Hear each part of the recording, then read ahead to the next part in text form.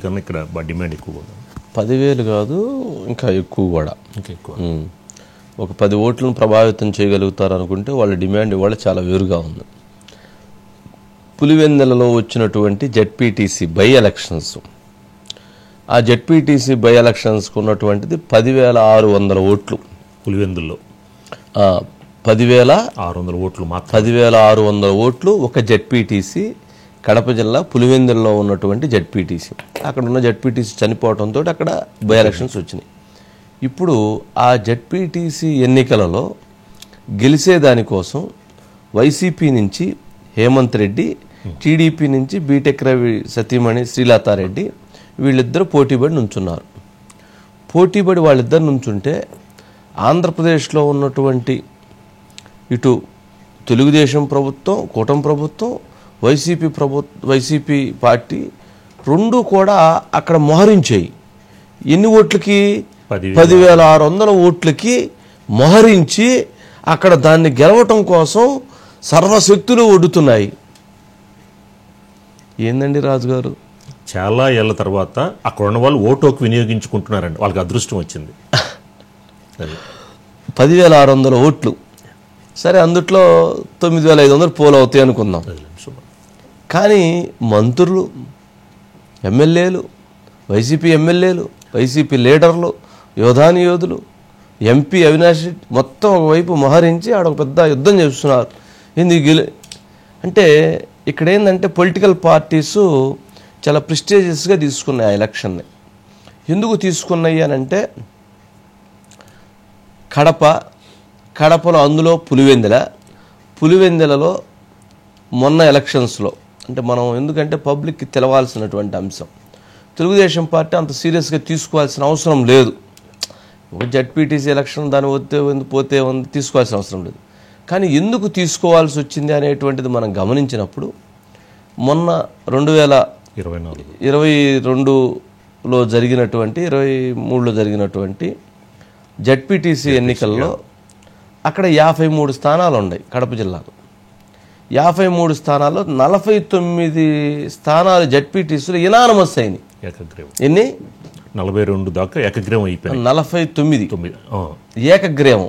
52లో 52లో 49 ఏకగ్రీవం అయిపోయినాయి. మూడింటికి ఎలక్షన్ జరిగింది. 3 కూడా వైసీపీ గెలిచింది. అంటే 52 స్థానాలకి 52 స్థానాలు వైసీపీ గెలిచింది. అందుట్లో 49 ఇనానమస్. 49 ఇనానమస్ ఎలా అయిందనంటే, మీలాంటి వాళ్ళు ఎవరైనా నుంచోవాలని ప్రయత్నం చేస్తే మీ ఇంట్లో గంజాయి పెట్టి మిమ్మల్ని ఎత్తుకొని పోయి లోపల పడేశారు. ఎవరన్నా అంతకంటే వాడు ఇంకా తెలియగలవాడు అనుకుని ఎవరన్నా నామినేషన్ వేద్దామని పేపర్లు దొంగచాటుకు పెట్టుకొని సంచిలో పెట్టుకొని జాగ్రత్తగా అడదాకా వస్తూ ఉంటే అంకుశం సినిమాలో ఎండబడినట్టు కత్తి కూడా తీసుకుని అమ్మడ పట్టారు. ఓకే, ఇంకొక దగ్గర ఎవరన్నా అట్లా కాదని చెప్పని ఇంకెవరన్నా ఒక గ్రూప్గా వస్తుంటే లా అండ్ ఆర్డర్ ప్రాబ్లం అని చెప్పి గొడవ పెట్టుకుని వాళ్ళతో గొడవ పడి లాఠీ చార్జ్ చేసేసి వాళ్ళందరిని ఎత్తుకుపోయి పోలీస్ స్టేషన్లో పడేశారు. స్వయంగా కొంతమంది పోలీసులే కొంతమంది జెడ్పీటీసీ అభ్యర్థులను ఎత్తుకొని పోయి లోపల పడేశారు, కిడ్నాప్ చేశారు ఒక రకంగా. ఇట్లాగే 49 జెడ్పీటీసీలు ఇనానమస్ కావటానికి ఆ రోజు అధికారంలో ఉన్నటువంటి వైసీపీ చేసినటువంటి ఒక అరాచకమైనటువంటి చర్యలతోటి ఇప్పుడు టీడీపీ ఒక్క స్థానాన్నన్నా గెలవాలి. ఆ ఒక్క స్థానం జనరల్గా వైసీపీ కంచుకోట ఏంటి? కడపలో ఉన్న పులివెందుల జగన్మోహన్ రెడ్డి గారి కంచుకోటలో జెడ్పీటీసీని గెలిపించుకోవటం ద్వారా అక్కడ వైసీపీకి గుణపాఠం చెప్పాలి అనేటువంటి ఉద్దేశంతో ఆ సవాల్ దిశగా ఇప్పుడు టీడీపీ అక్కడ మోహరించారు. ఒక రకంగా అందరూ రెండు వైపు నుంచి మోహరించారు అనమాట.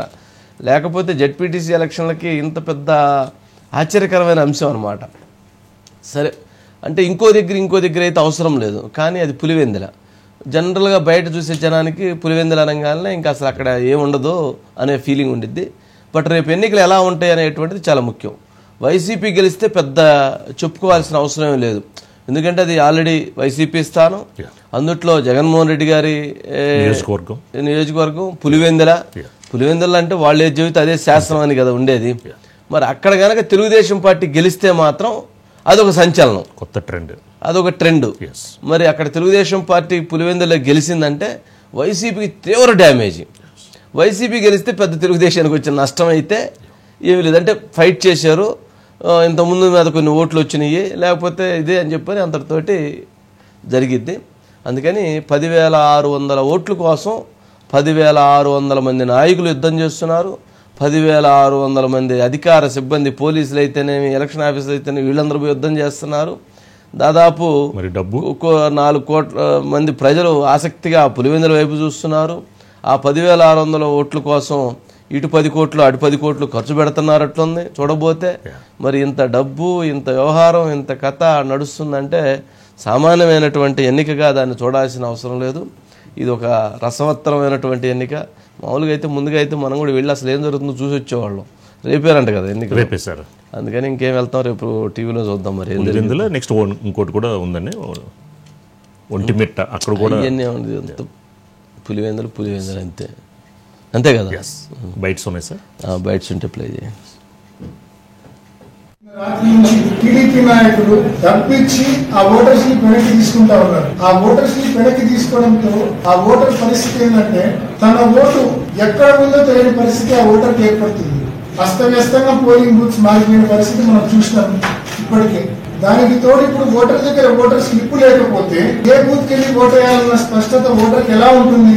మొత్తం నిద్రలో ఉన్న ఎన్నికల కమిషన్ ఇప్పుడైనా నిద్ర లేవాలి. ఫండమెంటల్ రైట్ ను ఎన్నికల కమిషన్ అంటే ప్రజలు అమాయకులు అనుకుంటున్నారా లేకపోతే మీకు తెలియక మాట్లాడుతున్నారా అన్నది నాకు అర్థం కావట్లే. ఇప్పుడు ఒక పోలింగ్ బూత్ ని మార్చే ప్రక్రియ ఒక సీఎం చేతిలోనో లేకపోతే ఇంకొకరి చేతిలోనో ఉండదు అన్న సంగతి మీకు తెలుసా అని అడుగుతున్నా. ఎందుకంటే ఒక ఎలక్షన్ కమిషన్ నుంచి వచ్చిన గైడ్ లైన్స్ ప్రకారమే పోలింగ్ బూత్లు అన్నవి చేంజ్ చేయడం గానీ వాళ్ళ మార్పులు చేర్పులు అన్నవి కంప్లీట్ గా ఎలక్షన్ కమిషన్ చేతిలో ఉంటాయి. ఎలక్షన్ కమిషన్ దీని మీద నోటిఫికేషన్ కూడా ఇచ్చింది. పులివెందుల మా అడ్డా, జగన్మోహన్ రెడ్డి అడ్డా, పులివెందుల బిడ్డ అనుకున్న వాళ్ళందరూ ఈ రోజు ఆఫ్టర్ ఆల్ మీరు అన్న 10,000 ఓట్లకి ఎందుకు భయపడాలి? 11 నామినేషన్లు ఎట్టొచ్చినాయి మనం ఆలోచించుకోవాలి కదా.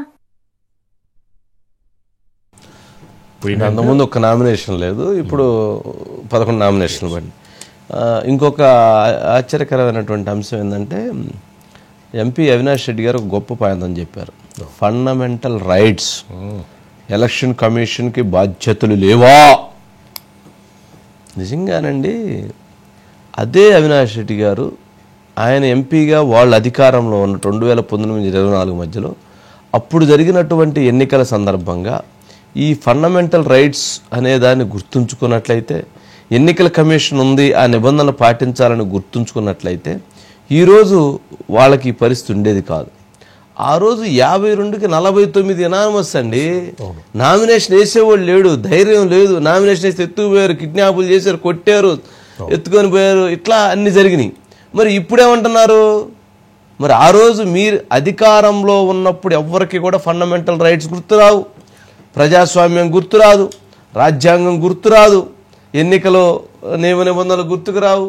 ఎప్పుడైతే అపోజిషన్లో ఉంటారో అప్పుడు ఫండమెంటల్ రైట్స్, ప్రజాస్వామ్యం, ఎలక్షన్ కమిషన్ అని ఎంతెంత పెద్ద పెద్ద పదాలు మాట్లాడతారు.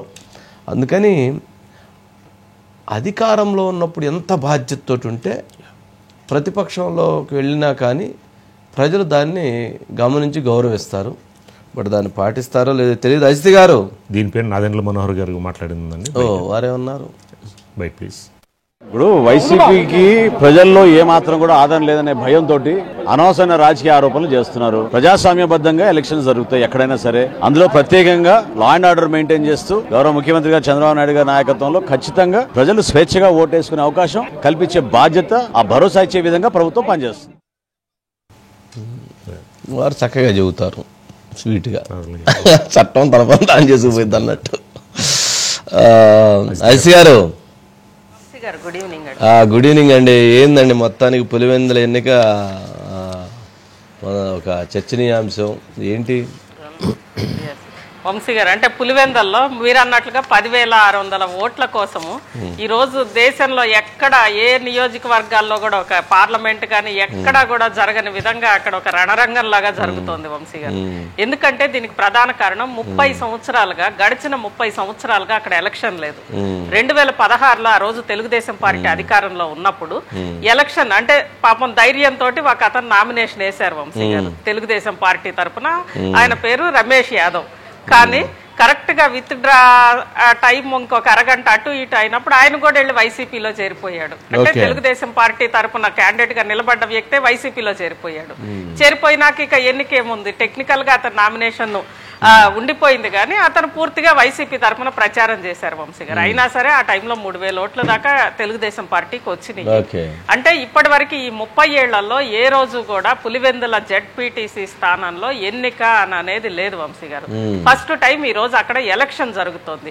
ఎలక్షన్ అంటే ఈ రోజు అంటే అవినాష్ రెడ్డి గారు అన్న ఫండమెంటల్ రైట్స్ అంటే ఫండమెంటల్ రైట్స్ అయిన ఓటు హక్కుని ప్రజలు వినియోగించుకోవడం కోసం జరుగుతున్న తొలి ప్రయత్నంలో ఈ రోజు ఇంత హింసాత్మకం అవుతుంది వంశీ గారు. అంటే ఇన్నాళ్ళు 30 ఏళ్లుగా లేని ఎలక్షన్ ఈ రోజు రావడం ఏంటి అనేది సంవత్సరాలుగా ఫండమెంటల్ రైట్స్ గుర్తు రాలేదా అసలు? అంటే ఫండమెంటల్ రైట్స్ అంటేనే ఎలక్షన్ లేకుండా ఉండడం అనేది వాళ్ళ భావన అనుకుంటా వంశీ గారు.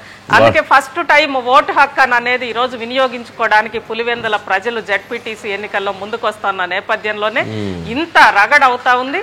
అందులో ఒకటి వంశీ గారు అంటే ఇటు సరే జెడ్పీటీసీ గతంలో ఉన్న జెడ్పీటీసీగా ఉన్న మహేశ్వర్ రెడ్డి వాళ్ళ కుమారుడు హేమంత్ రెడ్డి గారు వైసీపీ నుంచి పోటీ చేస్తున్నారు. కూటమి నుంచి బీటెక్ రవి గారి సతీమణి శ్రీలతారెడ్డి పోటీ చేస్తున్నారు. వారితో పాటు అక్కడ అభ్యర్థుల కంటే కూడా ఆడ టీడీపీ వైసీపీ ఆల్మోస్ట్ ఆ స్థాయిలో మెయిన్ లీడర్స్ నిలబడి ఫైట్ చేసుకున్నట్టే కదండి పేరుకు వాళ్ళు. అంతే జనరల్ గా. అవును వంశీ గారు. ఆ తర్వాత ఇక్కడ ఇంకొక విశేషం కూడా సునీల్ యాదవ్ కూడా పోటీ చేస్తున్నారు వంశీ గారు.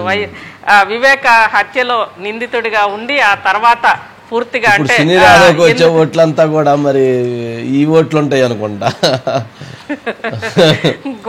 గొడ్డలి గుర్తుని వ్యతిరేకించే ఓట్లు అనుకూలించే ఓట్లు వంశీ గారు. అంటే అక్కడ పేరుకి సైకిల్ లేదా ఫ్యాన్ మీద నడుస్తోంది కానీ ఎలక్షన్, కానీ అసలు ఎలక్షన్ జరుగుతోంది గొడ్డలి అక్కడ ఉంది వంశీ గారు. గొడ్డలకు అనుకూలంగా గొడ్డలకి వ్యతిరేకంగా ఆ రెండు మాత్రమే అక్కడ ఎన్నిక జరుగుతోంది. అంటే అక్కడ ప్రధాన గుర్తు అనేది గొడ్డలే. గొడ్డలను వ్యతిరేకించే వాళ్ళు ఒకవైపు, గొడ్డలను అనుకూలంగా వేసే వాళ్ళు ఒకవైపు. అయితే ఇప్పుడే అందుతున్న పులివెందుల నుంచి వస్తున్న సమాచారం ఏంటంటే జగన్మోహన్ రెడ్డి గారు భారతి గారు బెంగళూరులో ఉన్నారట ప్యాలెస్ లో. అక్కడి నుంచి పులివెందుల్లో ఉన్నటువంటి ఓటర్లకు ఫోన్ చేసి అన్న అయిందేదో అయిపోయింది, ఇప్పుడు మాత్రం ఇది మన ప్రెస్టేజ్ విషయం, వాళ్ళు బయట నుంచి వచ్చి మన మీద ఏదో దాష్టికం చేస్తున్నారు, ఇప్పుడు మీరు ఓట్లు వేయండి, తర్వాత మనం కూర్చొని మనం మాట్లాడుకుందాం, గతంలో పొరపాట్లు జరిగినాయి, ఈసారి అలా జరగదు, నేనున్నాను, ఈ ఒక్కసారికి నా మాట వినండి అని జగన్మోహన్ రెడ్డి గారు ఒకవైపు భారతి గారు ఒకవైపు ఫోన్లు చేసి ఆ పులివెందుల్లో ఉన్నటువంటి ఓటర్లని రిక్వెస్ట్ చేసుకున్నారు. ఎందుకంటే లాస్ట్ 5 yearsలో ఏ రోజు వాళ్ళకి ఎంట్రీ లేదు, వాళ్ళు పట్టించుకున్న వాళ్ళు లేరు. అదే రాజశేఖర రెడ్డి గారు ఉన్నప్పుడు ఇక్కడ ప్రజావేదిక ఉంది కదా, అక్కడ ఆయన ఉదయాన్నే అందరినీ కలిసేవాళ్ళు. రచ్చబండ కాదండి, ప్రజా దర్బార్ అనుకుంటా దాని పేరు. ఉదయాన్నే అందరూ వచ్చి కలిసేవాళ్ళు. అందుట్లో పులివెందులు వచ్చినప్పుడు వాళ్ళకి సపరేట్గా ఉండేది. ఫస్ట్ ఆయన వాళ్ళ దగ్గరికి వెళ్ళి కాసేపు మాట్లాడి వాళ్ళందరికీ ఏం కావాలో చూసి వచ్చేవాళ్ళు అనమాట. అట్లాగే ఇక్కడ ఎప్పుడు అసలు పట్టించుకున్నది కూడా లేదు కదా, అందుకని వాళ్ళు బాగా తిరుగుబాటుతున్నారు. ఒకసారి జగన్మోహన్ రెడ్డి గారు కూడా వెళ్తే వాళ్ళందరూ గొడవ చేశారు. అందుకని ఆ ప్రమాదంతో ఈసారి కష్టం అనే ఉద్దేశంతో వాళ్ళు స్వయంగా ఫోన్ చేసి రిక్వెస్ట్ చేసుకుంటున్నారు. ఎందుకంటే అక్కడ ఓటమి చెందితే వాళ్ళకి చాలా చాలా బ్యాడ్ ఇది వచ్చింది కాబట్టి. చూద్దాం మరి అన్ని జరుగుతుంటాయి రాజకీయాల తర్వాత. గెలుపు ఓటములు సహజం. గెలవటం ఇందిరాగాంధీ లాంటి వాళ్ళే ఓడిపోయారు, ఎన్టీ రామారావు లాంటి వాళ్ళు ఓడిపోయారు. ఏమిటి గెలుపు ఓటములు అనేది సహజం అండి. దాని గురించి అబ్బా అదేదో మొత్తం తలకిందులు అయిపోయిందని అనుకోవాల్సిన అవసరం లేదు. పొలిటికల్ పార్టీస్ కొంచెం అంటే మరి అంత సీరియస్గా తీసుకోవాల్సిన అవసరం లేదేమో అనిపించింది. అంత సీరియస్గా తీసుకొని అంత యుద్ధం చేయటం అంటే అది టీడీపీకి ఏంటంటే అక్కడ ప్రజాస్వామ్యం ఉంది, 30 ఏళ్ళుగా లేని ఎన్నిక, ఫస్ట్ టైం ఎన్నిక జరిపించాలి, ఎన్నిక దీంట్లో ఉండాలి అనేది వాళ్ళ ఉద్దేశం. మరి రేపు అసలు ఎట్లుండిద్దో ఏంటో చూద్దాం.